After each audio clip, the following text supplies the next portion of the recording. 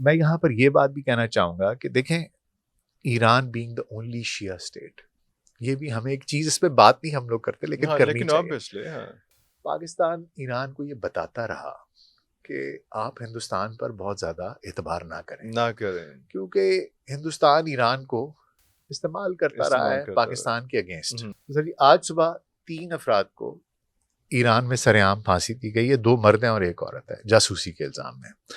लेकिन अगर oil fields को अटैक कर रहे हैं, उनकी ऑयल एक्सट्रैक्शन कैपेबिलिटी हिट होती है, तेल की कीमत ऊपर जाती है, हिट कौन हो रहा है? चाइना हो रहा चाइना सामने तो फ़र्क कोई नहीं पैंदा, है, ठीक साढ़े है? पल्ले कुछ नहीं कुछ नहीं है। है।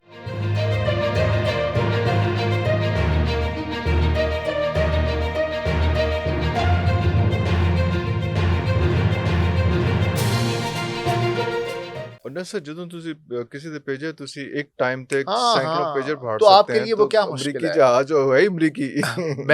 दूसरा मैं आपको बताऊँ इरफान भाई, कि मैं क्योंकि इलेक्ट्रिकल इंजीनियर हूँ और मैंने ये कम्युनिकेशन सिक्योरिटी में थोड़ा बहुत कुछ इसमें काम किया हुआ है। True.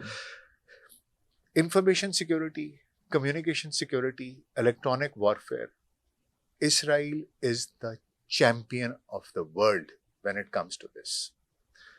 सिक्योरिटी, सीक्रेसी, हैकिंग इन पर आकर खत्म हो जाती है। खत्म हो जाती है। जो भी सॉफ्टवेयर के, अभी तो फिर चले कुछ और आगे, आज से 10-12 साल पहले तक सिर्फ और सिर्फ इसराइली वो चलते थे, बिल्कुल सही, जो बिल्कुल सिक्योरिटी सही, के वो सिक्योरिटी। लोग इस्तेमाल करते थे। अभी भी कहा जाता है कि व्हाट्सएप वगैरह की जो हाँ, सिक्योरिटी की हाँ, हैकिंग है वो वो सारी जो है एल्गोरिथम्स इनके बनाए उन्हीं हुए के हैं। सारे हाँ।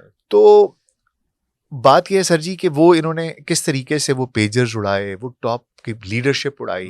अब उस लीडरशिप को उड़ाने के 2 रीजंस होते हैं कि या तो वो बंदा ना बिक रहा है, इनको पता है दलेर आदमी है, दलेर आदमी वो न्यूट्रलाइज नहीं हो रहा, और उनको कहीं नीचे कहीं एक ऐसा एक आध बंदा कोई मिल जाता है जो जरा कमजोर ईमान वाला होता है, तो ये कहते हैं यार इसको हटाओ, हो सकता है इसकी जगह पर नीचे कोई हमारा नीचे बंदा वाला आ कोई आ जाए, जाए, और फिर आपने जो करना है कोई वो अपॉर्चुनिस्ट आ जाए तो अपॉर्चुनिस्ट आ फिर जाए, आप हाँ, उससे वो काम करवा लें।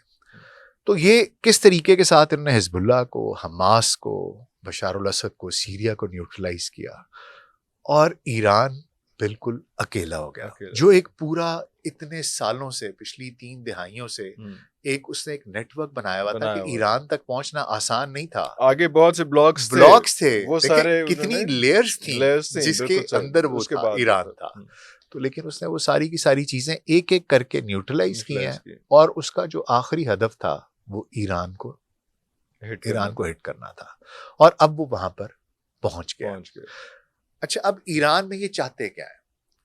आज से कुछ महीने पहले आई बिलीव डावोस में एक कॉन्फ्रेंस हुई, वो जो होती है इनकी वर्ल्ड फोरम, कौन सा, तो वो वहां पर मैंने देखा कि रजा शाह पहलवी का पोता। अच्छा, जब मैंने उसको देखा तो मैंने अपने एक दोस्त को भेजा, ठीक है, और मैंने उसको कहा कि यार ये क्या कहानी है? तो उसने कहा कि कहानी क्या है, ये मोस्ट प्रॉब्ली ये they want a regime change in Iran and they are bringing him up. Okay, ये इस किस्म के जो नाजायज बच्चे होते हैं चाहे वेस्ट हो चाहे इसराइल हो, इनको बाकायदा इसीलिए रखा जाता है और इनको पाला जाता है इतने सालों तक कि वक्त आने पर हम इन्हें इस्तेमाल करेंगे। तो अब जो इवेंचुअली एम है, आपने देखा होगा कि उसने ये भी कहा है कि हम अली खामेनेई जो है इमाम, उनको हम आयतुल्लाह अली खामेनेई को उनको हम टारगेट कर सकते हैं। और आज जो सुबह का ट्रंप का उसने ट्रूथ सोशल पे किया कि तेहरान वाले अपनी तेहरान छोड़कर चले जाएं, और इस किस्म की गुफ्तगू है उनका जो बेसिक। और अगर आप सोशल मीडिया जो है ना सर जी, ये बड़ी मजेदार जगह है। अगर आप एक्स को देखें ना, और अब जबकि एआई भी आ गई है, तो आपको ना 2 चीजें नजर आती हैं। ओके, एक आपको ना हकीकत दिखाई देती है, अब वो आपको सिफ्ट करनी पड़ती है। दज्जाली दौर का एक ये उसकी अलामत है कि आपको सच और झूठ के दरमियान फर्क मालूम नहीं होगा। इल्यूजन है ही इल्यूजन, ठीक है। तो वो क्या है, वो अब आप जाएं, आपको नहीं पता चलता कि ये वीडियो सही है कि गलत है, ये कोटेशन सही है कि गलत है, ये खबर सही है कि गलत है, क्योंकि अब तो कुछ भी किस बात पर भी एतबार नहीं होता। फ्लड ऑफ इंफॉर्मेशन, ठीक है, एंड डिसइंफॉर्मेशन। तो अब मैं जो आपको बता रहा था, एक तो इन्फॉर्मेशन है जो कि आपको सिफ्ट करके निकालनी पड़ती है, और एक वो ख्वाहिशात हैं जो दोनों तरफ के प्रोपेगेंडिस्ट फैला रहे होते हैं, पोस्ट कर रहे हैं। दोनों अतराफ की क्या ख्वाहिशात हैं वो भी आपको दिखाई दे रही होती और है, वो भी खबर की तरह ही, वो भी खबर की तरह ही आ रही होती है। आपको वीडियोस दिखाएंगे कि ईरान में बर्बादी हुई है, फलाना हुआ है, ये हुआ है। तो मैं पिछले 2-3 दिन से एक्स के ऊपर ये एक ट्रेंड देख रहा हूँ कि वहां पर बार बार ये बताया जा रहा है कि ईरान में लोग सड़कों पे आ गए, ईरान पे लोग इस्लामी रिजीम से तंग हैं, ईरान में लोग इनकलाब चाहते हैं, वो इस्लाम एक एंटी इस्लामिक रेवोल्यूशन चाहते हैं, एक रिजीम चेंज चाहते हैं। ये एक आपको कोई भी जो वेस्टर्न वो है वहां से, ये और इंडियन अकाउंट्स वहां से ये चीज भी आपको बहुत ज्यादा सोर्स देखते हैं। हाँ, आप जब देखते हैं कि ये चीज आ कहां से, तो ये उनकी ख्वाहिशात हैं, वो ये चाह रहे हैं। तो अल्टीमेट एम उनका ये है कि हम ईरान को न्यूट्रलाइज करें, वहां पर रिजीम चेंज करें, ताकि ईरान भी उसी तरह की एक होम्योपैथिक स्टेट बन जाए जिस तरह के बाकी की स्टेट्स हैं। और बाकी आपको पता है जो इस्लामिक दुनिया है उसमें या तो वो लोग बैठे हैं जो कुछ कर नहीं सकते, या कुछ जो लोग कुछ करने की अहलियत भी रखते हैं, वो भी ये सोचकर खामोश रहते हैं कि कुछ की तो अपनी बादशाहतें हैं, उन्होंने उनको बरकरार रखना है, और अपने मुल्क के हिसाब से हर बंदा डिसाइड करता है। लेकिन यह है कि मैं यहाँ पर यह बात भी कहना चाहूँगा कि देखें, Iran being the only Shia state, ये भी हमें एक चीज़, इस पे बात नहीं हम लोग करते लेकिन करनी चाहिए। बात यह है कि उसके बावजूद आप देखें, तुर्की हो, सऊदी अरब हो, पाकिस्तान हो, सब ने कहा कि हम इसके साथ खड़े हैं। और मेरा ये ख्याल है कि ये एक बहुत ना अच्छा साइन है, अच्छा साइन मुस्लिम उम्मा के लिए। मैं आपको बताऊं, हमारे लाख इख्तलाफ हो, हम हैं तो भाई। देखें, एक घर में बैठे हुए मैं और आप हैं, हम दोस्त हैं, भाई हैं, किसी चीज पे मेरा आपका इख्तलाफ भी हो सकता है, नुक्ता नजर के ऊपर।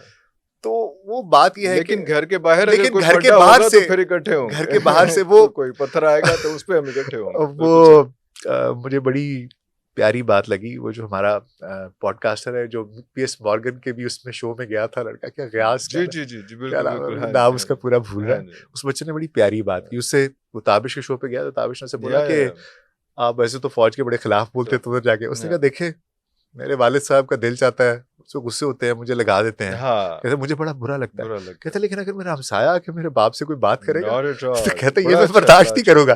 बड़ी खूबसूरत, एग्जैक्टली सिमिलर सिचुएशन है मेरी मेरे भाई के साथ। किसी किस्म की भी कोई बात हो सकती है, लेकिन जब कोई बाहर से आके तीसरा बंदा आके बात करेगा ना, तो मैं अपने भाई के साथ खड़ा हूँ। बिल्कुल सही। तो वी आर विद ईरान, और शुक्र है अल्हम्दुलिल्लाह के साथ खड़ा हूँ, अल्हम्दुलिल्लाह।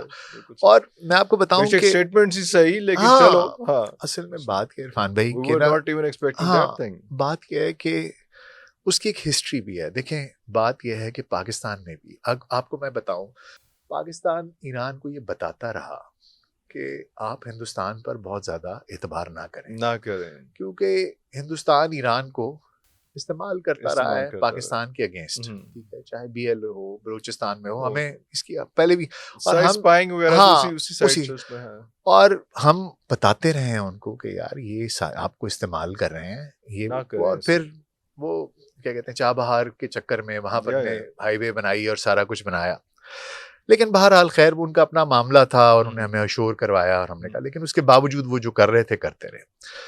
अब मैं आपको बताऊं कि ये जो अभी इजराइल ने अटैक किए हैं ड्रोन्स के, और उन्होंने कहा है कि हमने तेहरान के पास बेस बनाई हुई थी और वहां पर हमने असेंबल किया और वहां से उड़ाए। तो आज सुबह 3 अफराद को ईरान में सरेआम फांसी दी गई है, 2 मर्द हैं और 1 औरत है, जासूसी के इल्जाम में। जो खबरें मेरे पास हैं उसमें कि तकरीबन 70-75 लोगों को पकड़ा गया और उनमें से बेशतर जो हैं वो इंडियंस हैं, जो स्पाइंग कर रहे थे इजराइलीज के लिए।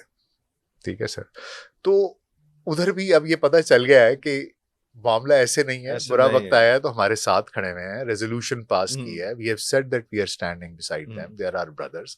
बेशक जितना भी जुबानी कलामी है, क्योंकि आप इससे आगे अगर जाते हैं सफारती सतह पे ही आप कर सकते हैं, क्योंकि इससे आगे आप जाते हैं तो then you get sucked into the conflict yourself, and वो आपको तो वो एक ये डिप्लोमेटिक आप समझ लें कि नॉर्म्स हैं, और ये फॉरेन अफेयर्स बड़ा टिकी काम है। फ्लैग रेज करना भी छोटी बात नहीं है। बिल्कुल, और बात ये है कि आप इसी तरीके से सपोर्ट करते हैं।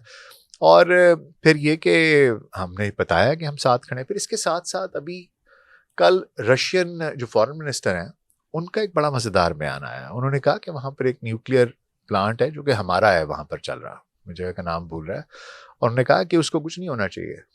ठीक है, अच्छा। तो बात ये है सर जी कि ये, और फिर मैं आपको बताऊं कि हर चीज़ की ना एक सिर्फ ये तो एक एंगल मैं आपको बता रहा हूँ। अमेरिका के लिए इसमें क्या है, अमेरिका के लिए इसमें यह है सर कि चाइना जो है वो इस वक्त अमेरिका का राइवल है। True. और वो जो तेल ले रहा है वो ईरान से ले रहा है बहुत ज्यादा, और वहीं से 2 स्टेट्स हैं, एक यमन के साथ है जो closest to China as well, और उन्होंने वहां से एक रेल भी अपनी पूरा वो बनाया, ट्रैक बनाया वो। अब ये अगर यहाँ पर जंग होती है और ये ऑयल फील्ड्स को भी आपको पता है अटैक कर रहे हैं और न्यूक्लियर फैसिलिटीज को भी अटैक कर रहे हैं, खैर वो तो एक अलग कहानी, मैं इस पर बाद में आता हूँ। लेकिन अगर ऑयल फील्ड्स को अटैक कर रहे हैं, उनकी ऑयल एक्सट्रैक्शन कैपेबिलिटी हिट होती है, तेल की कीमत ऊपर जाती है, हिट कौन हो रहा है? चाइना।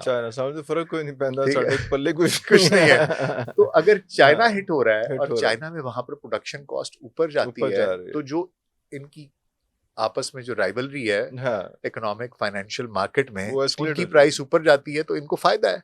तो एक अमेरिका को ये भी है कि, और चाइना भी इसमें डायरेक्टली सकन नहीं हो रहा, ठीक है, लेकिन वो भी डिप्लोमेटिकली लोग बातें कर रहे हैं, मतलब वो एक अपनी जगह पर है, वो डिप्लोमेटिकली सपोर्ट कर रहे हैं इंटरनेशनल फोरम्स पे। G7 का समिट है, देखिए उसमें क्या बातचीत होती है। लेकिन ये है कि आई पर्सनली बिलीव कि जो एक ब्लॉक रशिया का, चाइना का, टर्की का, पाकिस्तान का, ये लोग ऐसी एक वो इवन सऊदी अरेबिया ने उसको कंडेम किया है, और मेरा ख्याल है कि ईरान के लिए ये बहुत बड़ी बात है। और अगर सच पूछे ना इरफान भाई, तो फैंटम्स हैं, फैंटम्स आप आज के यूएस एयरफोर्स के किसी पायलट को जाके दिखाए ना कि ये जहाज कौन सा, उसको नहीं पता होगा। नहीं पता होगा, ठीक है सर, 70-80 की दिहाई का प्लेन है। F-14 टॉम कैट्स उनके पास पता नहीं कितने, थोड़े बहुत हैं, पता नहीं 8-10 हैं, इसके अलावा उनके पास जहाज ही नहीं है। ठीक है सर, तो वो एयरफोर्स, और आप सुपीरियरिटी उनकी देखें कि 200 एयरक्राफ्ट उन्होंने एक रात में उड़ाकर इजराइल ने अटैक किया। तो एयरफोर्स तो इनके पास है नहीं, लेकिन इनके पास मिसाइल टेक्नोलॉजी, ड्रोन टेक्नोलॉजी, वो दोनों हैं। और खबरें ये भी आई हैं कि इन्होंने इजराइल का जो एयर डिफेंस सिस्टम है उसको भी हैक किया, जो इनका गोल्डन डोम सो कॉल है उसको हैक किया, क्योंकि इतने मिसाइल्स हैं। और बड़ी मजेदार स्ट्रेटजी है जो इन्होंने पहली रात सिर्फ ड्रोन्स उड़ाए हैं, उसके बाद इन्होंने जो मिसाइल मारे हैं, जिस तरह होता है ना कि आप दुकानदार जो एक्सपायर होने वाली चीज होती है वो पहले उसको शेल्फ पे आगे रखता है और ताजा चीज को पीछे रखता है कि पहले ये वाली निकल जाए कि ये खराब ना हो जाए। तो इन्होंने एग्जैक्टली जो पुराने मिसाइल थे, जो कि पुरानी टेक्नोलॉजी के थे, पहली 3 रातों में वो चलाए। और अब जो आज रात कल रात वो किए हैं, और शायद हुआ भी इस तरह से है कि वो इतने लो कॉस्ट ड्रोन्स हैं और उनको हिट करने की टेक्नोलॉजी इतनी हाई एंड, इतनी हाई कॉस्ट है, तो वो भी हैं कि यार आपको पता है जब पाकिस्तान में ड्रोन्स वगैरह आ रहे थे जी तो मैंने राब्ता वगैरह किया, मैंने कहा यार मार दे क्यों नहीं पे, यार मतलब लाख रुपए का ड्रोन है उसको हिट करने के लिए और भेज रहे हैं, और $7 लाख का एक मिसाइल है, जो उसको हिट करता है। तो किस तरह मारेंगे? वायबल नहीं है।